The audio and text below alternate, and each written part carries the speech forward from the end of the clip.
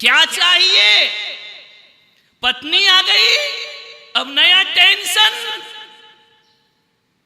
Result नहीं आया तो 5 साल हो गए, मोहल्ला परेशान, पड़ोसी परेशान, होते नहीं है, इलाज कराओ। अरे जिसके नहीं हो रहे उसको इतना टेंशन नहीं जितना पड़ोसी को टेंशन हो रहा है कि इसको बच्चा क्यों नहीं है। तुझे क्या लेना देना उसका बच्चा, वो तेरा बुढ़ापे का साथी बनेगा क्या? लेकिन बड़ा महिलाओं को बड़ा मजा आता है, जय जय नाथ परम गुरु होय। क्यों हुआ नहीं तेरी बच्ची को? कितने साल हो गए? 10 साल हो गए ना, कुछ करा ले। कंचन झारी निर्मलनी पूजो जिन बर, हमारे यहाँ भी ऐसा ही था, जिन गंभीर परम गुरु होय लड़का मांगे। जी शांति है। एक है बहुत बड़ा डॉक्टर, पूना में है, दिखा लेना। दर से विशुद्ध धरे जो कोई, ताको आवागमन न होई, 5 साल में कुछ नहीं होई, सोती शंकर पदवी पा। ये तुम्हारी पूजा पाठ, ये शांति मिल रही है तुमको? कितने तकलीफ, विचार करना है। बच्चा हो जाए, क्यों हो जाए? सुख शांति के लिए। बहू आ जाए, सुख शांति के लिए। बाहरे इंसान, जिंदगी खत्म हो जाती है, शांति नहीं मिल पाती है। इसका मतलब ये आत्मा किस शांति को तलाश रही है?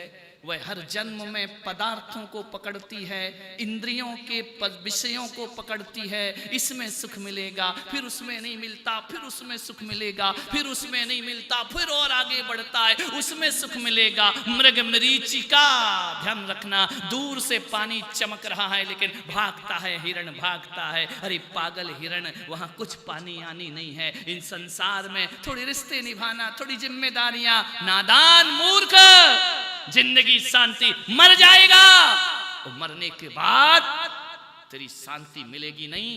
इस समाज को शांति की प्रार्थना करना पड़ेगी। इसको मैंने सोचा यार, मरने के बाद शांति की प्रार्थना क्यों करते हैं? और कौन लोग करते हैं मालूम है? जिनने जिंदगी भर उसे अशांत किया है, वो एक लेटर बनाते हैं, हाय भगवान इनकी आत्मा को शांति प्रदान करे। मैंने कहा ये आदमी भगवान से क्यों कह रहा है? क्योंकि मैं तो इसे जिंदगी भर दे नहीं पाया, भगवान दे दे तो दे दे। आदमी सोचता है कि सारे लोग शोक सभा करेंगे, शांति की प्रार्थना करेंगे। किस नादानी में हो, जीवन तो अशांति में बीता है, जीते जी शांत नहीं हुआ, वो तुम्हारी प्रार्थनाओं से भी शांत होने वाला नहीं है। वो अशांति में ही जी रहा है, ध्यान रखना, वो अशांति में चला गया। ये भी एक फॉर्मेलिटी है, ध्यान, किसी को कुछ लेना देना थोड़ी है। शांत रहे चाहे मरे, अपने को तो आज तीसरा है, 2 बजे दुकान जाना है, ध्यान रखना। थोड़ा जल्दी कर लेते तो अच्छा था। बोले क्यों? बोलते आज मार्केट है ना, थोड़ा तेरे की शांति तुम्हारी। मैंने सोचा कि यार ये आदमी को मरने के बाद शांति की प्रार्थना क्यों करता है हिंदुस्तान कोई मूर्ख देश तो है नहीं, बुद्धिजीवी देश है। ये मरने के बाद शांति की प्रार्थना क्यों करता है? क्योंकि आदमी ये सोचता है कि नादान जिंदगी भर शांत नहीं हुआ, अब शांत क्या होगा? अब भगवान इसको थोड़ी सी शांति प्रदान कर दे। मान्यवर, तुम्हें मालूम है ना वो एक बात, एक सेठ का चातुर्मास हो रहा था किसी शहर में। सेठानी रोज मंदिर जाती, सेठ नहीं जाता। सेठानी ने कहा चला कर। सेठानी को उसकी शांति से कुछ लेना देना नहीं था, वो सबके सेठ जाते थे, मेरा नहीं जाता, ये तकलीफ थी। उससे कुछ लेना देना नहीं था कि तुझे धर्मात्मा बनना है नहीं बनना है, तू जाने तेरा काम जाने। परेशानी ये है कि पड़ोसी का जाता और मेरा नहीं जाता, तो मुझे समाज में थोड़ा नीचा देखना पड़ता है। उसे अपनी शांति चाहिए थी, उससे तो कुछ लेना ही देना नहीं था। रोज झगड़ा करती, चल प्रवचन में, चल प्रवचन में, चल वो कहे तू जा, मुझे नहीं जाना, तुझे धर्म करना करना, मुझे काहे को घसीटती है। बोली नहीं नहीं चलना प्रवचन में। बोले मैं तो जाऊंगा ही नहीं, चाहे कुछ हो जाए। उसने जाके संत से कहा कि सब आते हैं, मेरा पति नहीं आता है। तो बोली समस्या तेरी क्या है? बोले यही है कि सब आते हैं, समस्या देखो।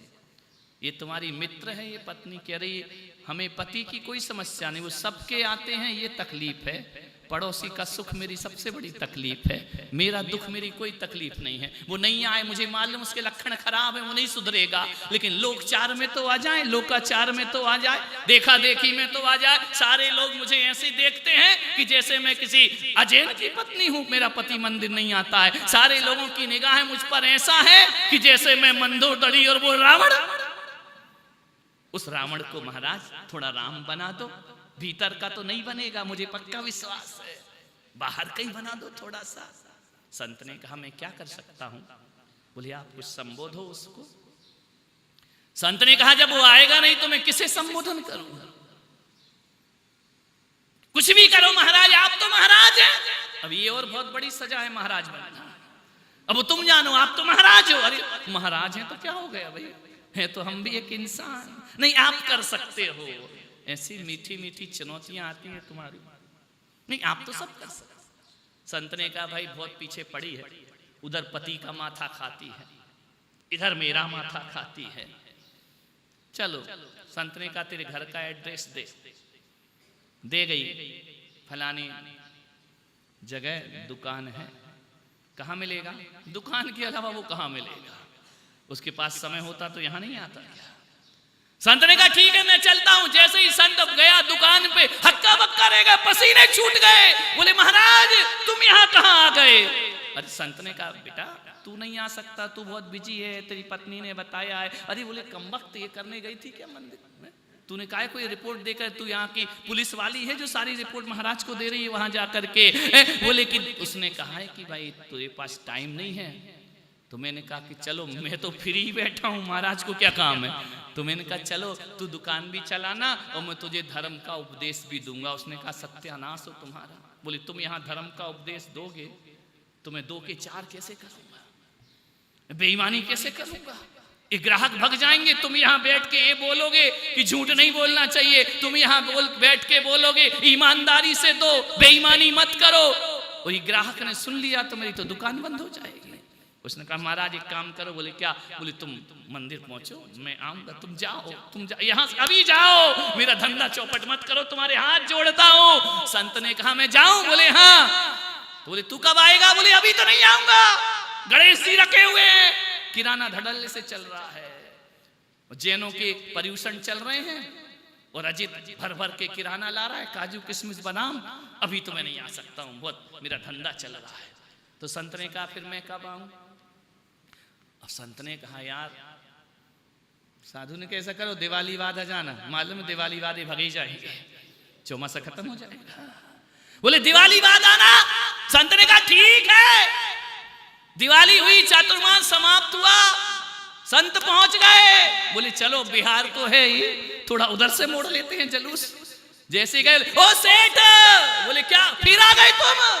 बोले सत्संग थोड़ा सा कर ले, 5-10 मिनट में जा रहा हूं, फिर कहां मिलूंगा। अरे तुम जाओ तो यार, दिवाली के पटाखे बिक रहे हैं, तुम्हें अपनी उसकी पड़ी है सत्संग की, मेरी बीवी को सुना दो ना यार, 4 महीने उसका माथा खाया, तुम्हारे हाथ जोड़ाओ संत जी, जाओ जाओ जाओ, अंतिम विदाई। नहीं, संत ने कहा देखो आज तू पटाखे बेच रहा है, अब कब आऊं? बोले तुम्हारा तो बिहार है ना? बोले नहीं हम तो रमता जोगी, हमारा काय का बिहार, हम तो घूम घाम के फिर आ जाएंगे, हमको क्या है, 8 साल से तो जिन शरणम के आसपास रह रहे हैं, क्या करें, हम घूम घाम के फिर यहीं आ जाते हैं। संत ने कहा बुरे फंसे सत्यानाश इस बीवी का। तो संत ने टालना था। बोले एक काम करो संत जी, अगले साल आना।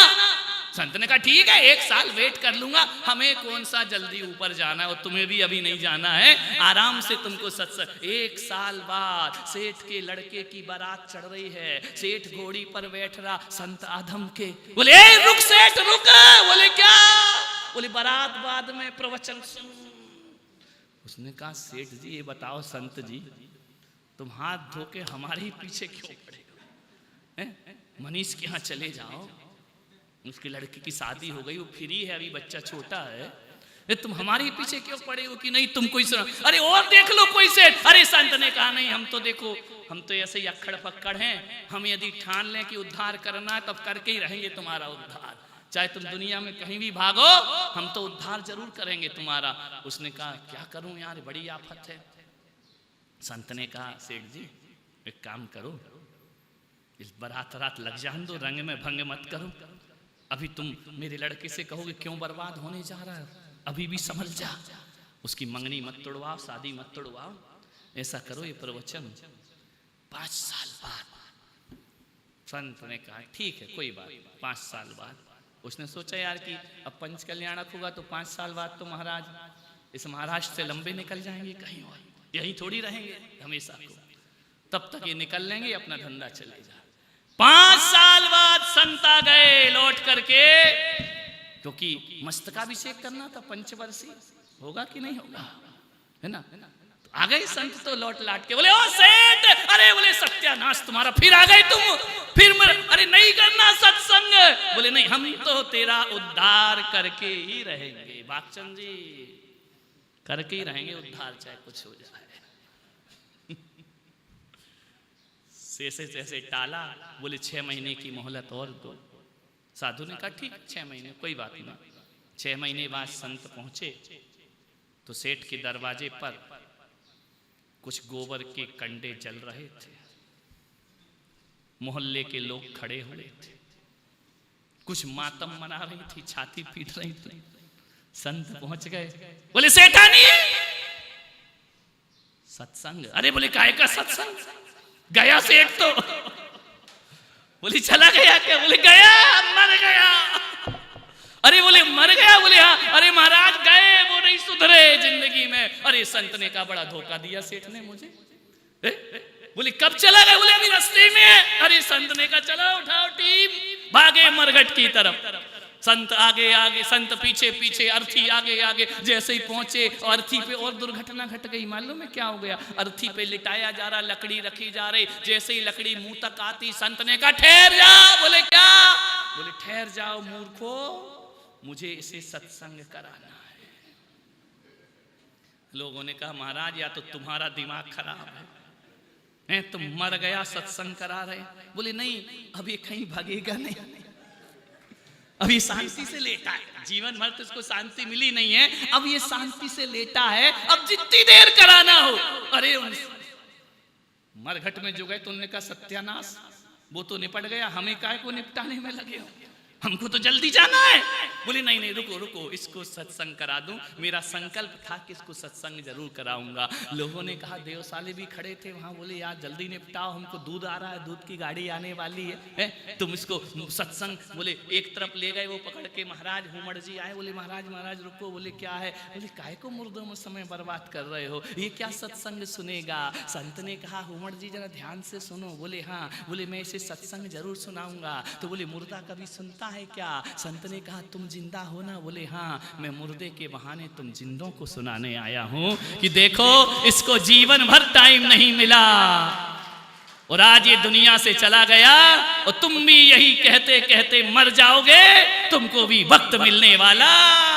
जीवन में कभी किसी को शांति मिलती है क्या। अरे जब तलक है जिंदगी फुर्सत न होगी काम से, और कुछ समय ऐसा निकालो प्रेम कर लो राम से, संयम में जीवन मनाओ। जैसे ये समय नहीं कहते कहते मर गया, वैसे तुम जिंदा लोग भी कहते कहते मर जाओगे, ध्यान रखना।